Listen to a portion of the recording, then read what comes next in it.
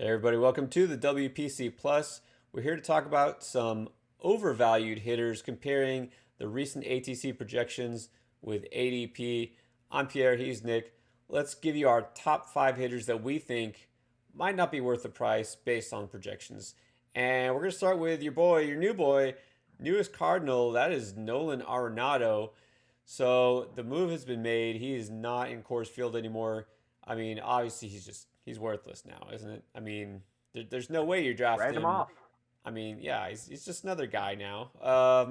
But seriously, his ADP is reflecting the fact that people think that maybe not hitting in Coors is going to hurt. ADP of 38 overall. Remember when he used to be a consensus first rounder?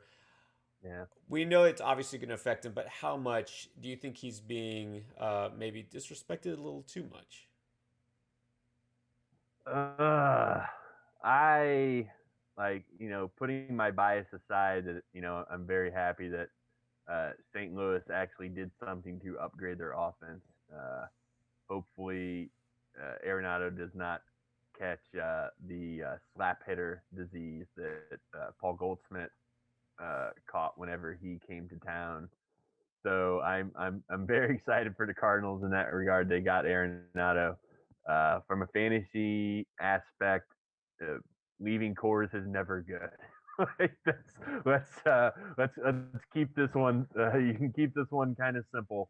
It's not going to turn Nolan Arenado into a bad pitch, into a bad hitter, but it's also like the cores effect is real, Mm. and there's going to be some downgrades to his offense. I'm kind of with the projections. The ATC doesn't like him very much, uh, ranking him overall the 73rd highest earnings. His ADP is around like 38 right now, and we're going to talk about some other third basemen that find troublesome, but I find that entire position in like all the guys being taken in the top 50 at third base. Uh, I have issues with many of them, and so Arenado's ATC has him for 30 home runs, 84 runs, 95 RBI, and a 270 average. Like, none of that leaving core, like none of that seems too egregious to me. Like, I want to think that he will hit more than 30 home runs, and I want to think that the 270 average will maybe be a little bit better, but I'm not, as I've alluded to, I'm not very keen on the Cardinals offense, even with Arenado coming to join it. So, and the runs and RBI numbers, seem pretty reasonable to me, and so that kind of production is just not going to be like I said. I'm a little more bullish than ATC on him than him, but not like not the 25 slots of difference that ATC between sees between value and ADP. Like, I'm not my bullishness isn't able to cross that gap. So yeah, I will root for Arenado very hard to be a great Cardinal, and won't probably have to root for him very hard because he won't be on my fantasy team. So I'll be able to keep him separate this year. Well, that's good. You can separate the fandom from the fantasy dumb. Occasionally. Um, yeah, we know there's going to be obviously a downtick in production across the board here, but the question is how far does he fall? So right now, going in most 12-team leagues, probably about the fourth round. Does that sound about right then, or you think you just hold off and see? Maybe you can get him at a discount. Maybe he falls late in the fourth or the fifth round even. Yeah, he if he falls there, like this ADP so he's got a 38 ADP right now, and that is I think that's from like January 31st until February 8th. A total of 31 drafts, so a fairly robust sample size, and still like 38. If he gets back towards, like, in a 12 team league, or you know back at the end of the back of the fourth and starting the fifth, like, which I think he will fall like that in a lot of drafts. His overall ADP may not rise like a crazy amount, but I think in like individual, like draft to draft, Like I think he will fall quite a bit in some drafts because people just like, nope, I'm not touching the uh, leaving cores guy. And so yeah, he's one of the, like if he falls to pick 50, like around there, like yeah, I'm okay grabbing some Arenado, but I'm not like the first year away from Colorado. Like I don't want to like I believe what I believe the numbers tell me like kind of the likelihood of how much he'll drop. Like I believe the those numbers, but same time my heart's like don't trust what someone can do out of cores until they've done it out of cores. So uh, I, That's I think he'll be just fine, but it's like I don't I'm not gonna pay like market price to find out if he is fine. Yeah, well, and that's the thing. I don't think anybody wants to be the guy who says, "Oh, I'm going to take him," and feel like you're still going to get what you're used to getting. You know what I mean? It's like you have to let him fall almost, right? So you don't feel like you're overvaluing him. But it's true. We haven't seen him. What he's going to do outside the course, we don't know yet. But at least he did go to a pretty good team. Not a great park, obviously for hitters, Yeah, but no. he's got Goldschmidt and some talent around him. So there's that. Let's talk about some other third basemen that you did allude to. So another player that people really don't want to be the guy to draft just because if anything his likability factor definitely took a hit last year. That's Alex Bregman. So look, we're not going to get into the other possible factors why maybe he slumped a little bit in 2020, but I mean, still pretty young. He's obviously a talented hitter. I don't think any of the skills, have really changed here. And so at this point, his ADP has dropped to 41. Um, that's a drop of 27 spots from the year before, where he was pretty much a consensus second rounder.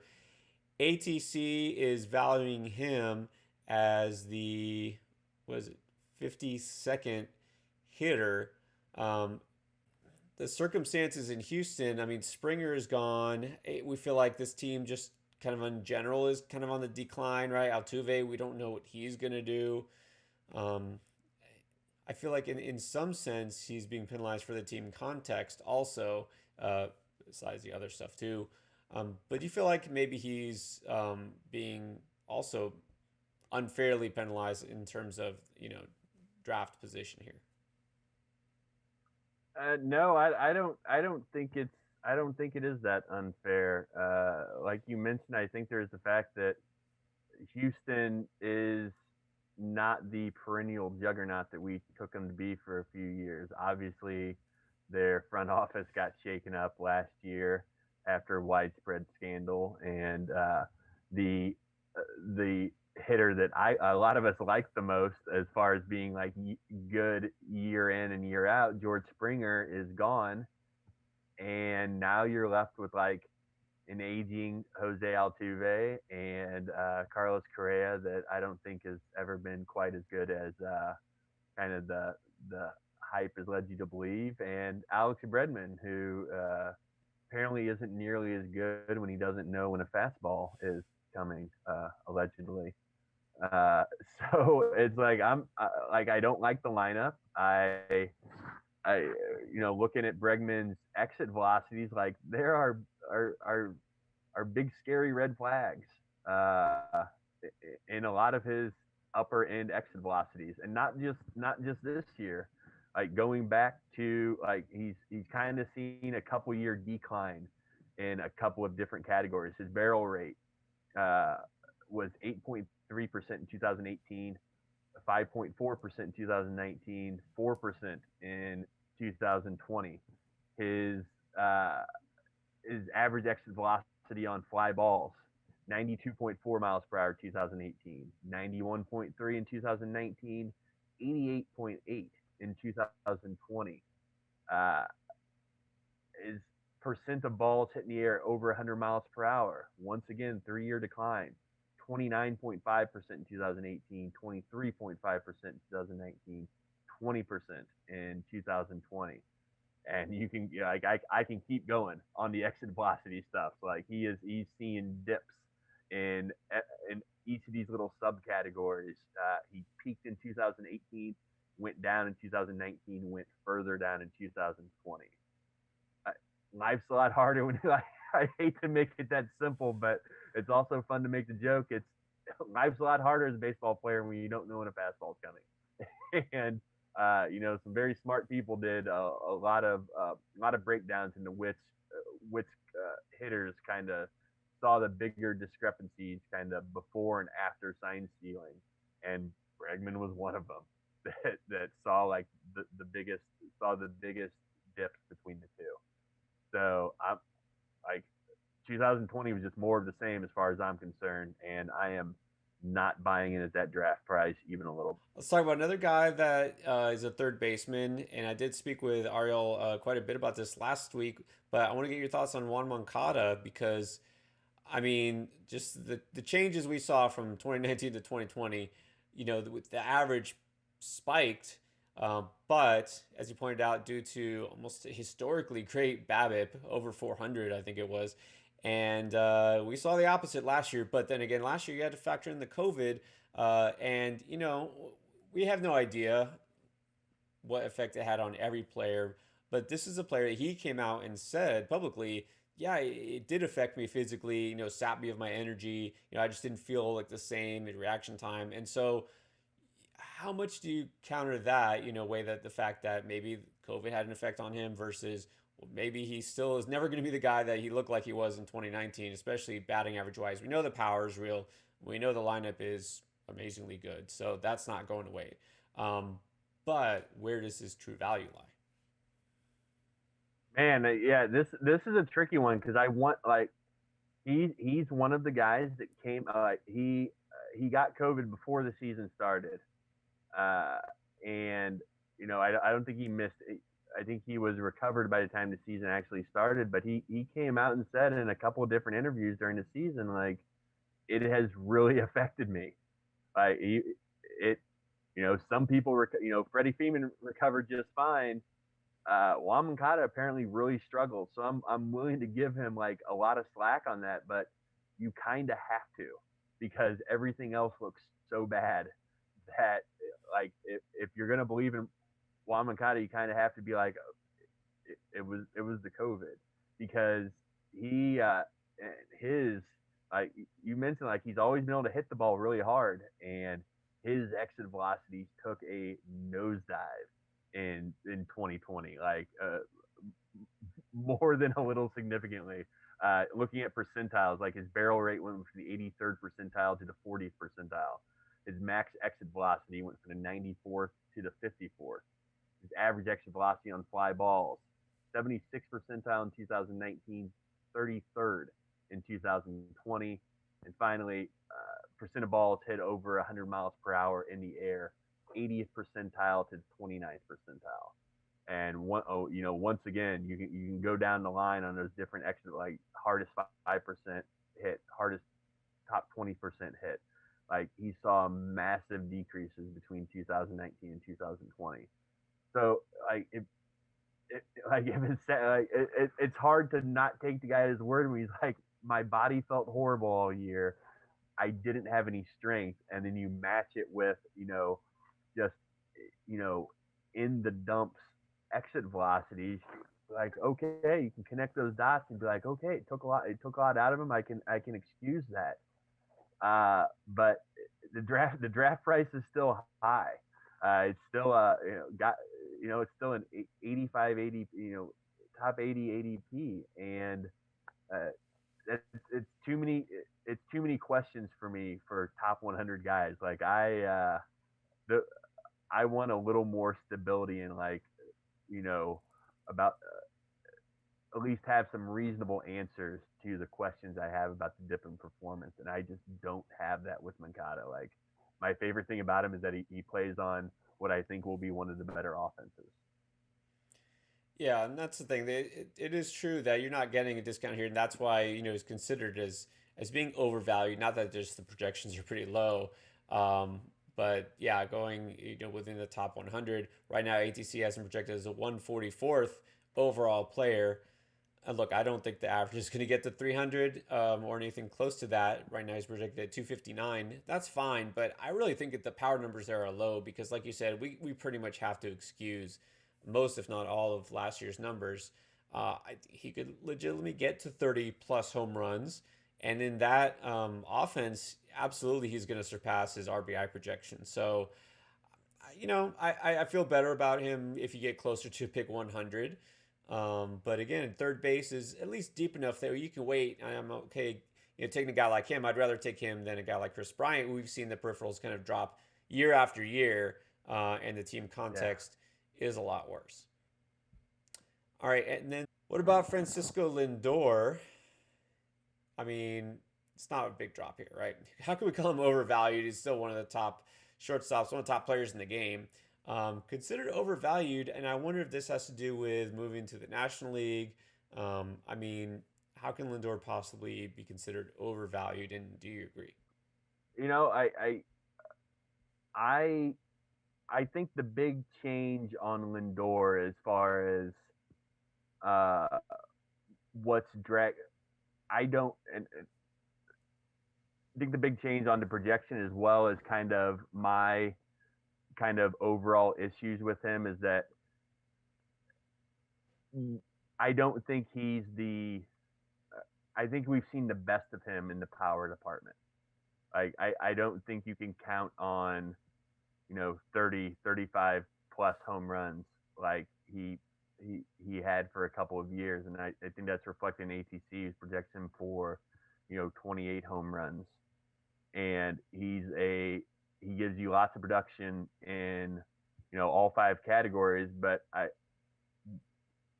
that more power than expected, that combo power speed, the fantasy drug that is power speed combo.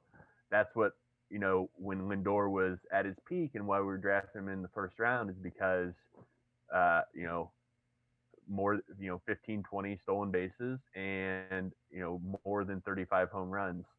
And I like I said, I think we've seen the best of the power, and I think you just kind of have to bake that into your expectations, and that's why he's coming across. I think low, is overvalued on ATC, and I wrote about him earlier this year in one of the articles that I was doing about projecting power in 2021, and he was, once again going back to these exit velocities, he saw significant dips in 2020 that were kind of a continuation of dips from previous years. Uh, Lindor's barrel rate 74th percentile in 2018 to the 50th percentile to the 35th percentile in 2020. His max exit velocity has seen the same dip over 3 years. His fly ball exit velocity went up in 2020. It was in the 46th percentile in 2019, up to the 64th. But going a little bit deeper into the balls hitting the air at over 100 miles per hour, arguably as good, if not better, predictor of future power. It 71st percentile in 2018 when that was kind of like peak power Lindor, to the 50th percentile in 2019, 31st percentile in 2020. Like these are like they're not like warning troubling signs. Like Francisco Lindor is still worth like a third round pick. He's just not worth like a late first or early second round pick, and it's because of like I'm not ATC has him for 28 home runs. Like I think that's more of a ceiling for me. So with Lindor, it's like it's not that I hate him. It's just that I think he's going to give you five category production. It's just going to be more of the 25 home runs as opposed to 30 plus. And at a position that's as deep as shortstop, I'm just not going to be racing to get Lindor if he is not giving, it's not the Lindor of years past where you get a whole bunch of power along with the speed and everything else. And now it's like you get, a decent amount of power along with everything else. At shortstop, where there's there's guys all over the top 100 that I like and I can find. So Lindor is just not somewhere I'm going to find myself often. Yeah, and right now ATC, you wonder, well, how's he overvalued? Has him as the 34th overall player, 26th hitter. So you think of a guy who last year was a first round pick. Probably this year, not making it out of the second round. I would imagine. ATC says he's more of a third round guy, but it's interesting you talk about the power. I do agree it might dip a little bit, but I'm actually a little more concerned about the speed. I don't know how many steals he'll get because you think about it, he's not guaranteed, to lead off, which he did for a lot of last year. He kind of shifted to that leadoff spot. They might stick with Nimmo. And then how much are the Mets going to run? Because Cleveland, pretty run happy team for the most part. I don't know if the Mets are going to push him to run that much. You got the polar bear behind him, and they just might not need to worry about that. Yeah, The Mets are suddenly a contender. So that would be my overweight. concern. But if we see a drop in both homers and steals, then yeah, you're not getting a first round guy anymore. Yeah. And finally, what are you getting with Alberto Mondeci? What are we going to get, Nick? Because 250 this is average. interesting. ATC, it doesn't have him. Look, we know what the concern is, right? That he's going to hit 200 or worse, right? He's just going to totally tank your average. He's not in the best offense. Maybe he won't score a ton of runs. ATC actually doesn't have him too badly in those categories. Has him hitting 253, which I think anybody who drafts him would be probably pretty happy to take. Hitting 15 home runs. Okay, so maybe the power won't be there, but 53 steals. Doesn't that make him already one of the most valuable players in all of fantasy? So this is where it's almost like this interesting dichotomy of being super valuable in roto leagues, and yet we see that the projection system has him as only the 37th overall player. How can that be? And what side of the debate are you? Which side of the fence are you going to choose for Mondesi this year? I understand the people that are really in on Mondesi and are willing to take him super high. I'm in. I've done two draft champions drafts so far. In both of them, Mondesi has went in the first round. He went 12th in one. He went 14th in the other. Uh, a little high for me. I get people picking. I don't probably get people picking him around there, but I get people picking him around pick 20. His ADP is like 23 right now. I totally get it. I don't have to worry about steals for a while. But I think that the important thing it's going to be like, if that's how you want to attack things, like, and build your categories out, that's fine. I get it. I think that looking at his overall, like, the stolen bases aren't getting you as far in the overall picture as you might think they are. And I think these ATC values speak to that. And we made these values. I used the Fangraphs auction calculator for a 12-team league, standard settings, using ATC projection. So that's where these dollar amounts came from. Even with ATC has 53 stolen bases. Even with 53 stolen bases and a 253 average, 15 home runs, like, this sounds like a very reasonable line if you believe that he's going to steal. People do over the course of a full season. Even then, he's overvalued because it's not worth. It doesn't get you as far as you think it does because uh, 15 home runs is kind of junk, and 78 runs scored is very middle of the road. 63 RBI is below average. 253 average is below average. Like, these are, like, the other numbers are worse. They don't look that bad on paper. Like, none of those numbers look very bad, but taken into totality, like, man, I'm really only getting 1.5 categories from Mondesi. Like, I'm getting stolen bases and I'm getting a little above average runs. And so it's like, I understand, like, really wanting to lock down stolen bases, but I don't think it's worth it. Like I'd rather piece together stolen bases somewhere else with a lot better, peripheral number, or a lot better numbers that come with it. And the other thing about Mondesi is, like, guys, he's not a lock to bat leadoff every game. Like, he's just not. And I think that we kind of assume that, like, he's going to bat leadoff every game, and he's got Whit Merrifield behind him, and that'll get him some more runs. And, like, but they bat, like, he didn't bat leadoff all last year. Like, he batted sixth, seventh quite a bit, and especially more as the season went on. Like, we've already seen this before, that they're not just going to keep letting him bat leadoff because he's fast and when he has like a 290 OBP. Like, they're going to move him down in the order, and that's going to cost him plate appearances, and with, in turn, not as many stolen bases attempts, and it's going to cost him. He's not going to get as many runs and RBI. So it's like there's a lot of moving pieces here, and everything hinges on he has to steal 50 bases for him to be worth these outrageous draft prices. And a lot of people won their leagues last year by having Mondesi on their team, and I think a lot of people think they're just going to repeat that back this year. Like, we saw how valuable all those steals were last year. Like, he can single-handedly win you a league title, and I don't see that. Like, the other categories just aren't high enough. Yeah, I mean, we're talking the end of the first rounds. Realistically, you're better off taking a guy like Shane Bieber if he's available, just because the drop off from elite starting pitching. But also, you think about it this way, like you're saying, okay, so what could you replace him with if you take, Trevor Story instead at shortstop?